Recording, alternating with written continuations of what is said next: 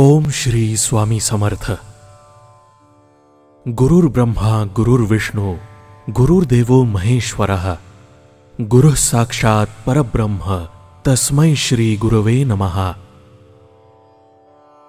श्री स्वामी समर्थ हे अक्कलकोटास सन 1857 साली आरंभीच आले। श्रीमंत मालोजी राजे हे त्यावेळेस नुकतेच राज्यपदारूढ झाले होते। श्री स्वामी समर्थ महाराज हे प्रथम मंगळवेढ्यास प्रसिद्ध झाले व पुढे ते सोलापुरास आले, नंतर अक्कलकोटास आले, नंतर अनंत लीला करून काशी रामेश्वर पावेतो हजारो लोक श्री स्वामी समर्थ महाराजांचे दर्शनास येऊन पुनीत होऊन गेले। महाराजांच्या वेळचा प्रत्येक शब्द आणि त्यांची प्रत्येक कृती चमत्काराची असे। नित्य शतशः चमत्कारांच्या गोष्टी घडून येत।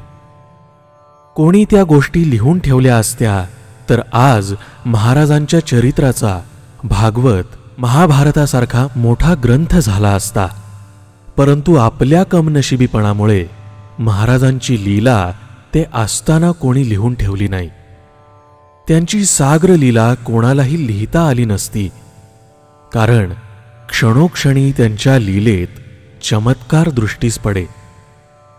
अफाट समुद्रातून मुठभर वाळू घेऊन बाहेर निघावं त्याप्रमाणे श्री स्वामी समर्थ महाराजांच्या अफाट चरित्र सागरातून मुठभर चरित्रमाला जनांपुढे मांडण्याचा प्रस्तुत प्रयत्न आहे। श्री स्वामी समर्थ।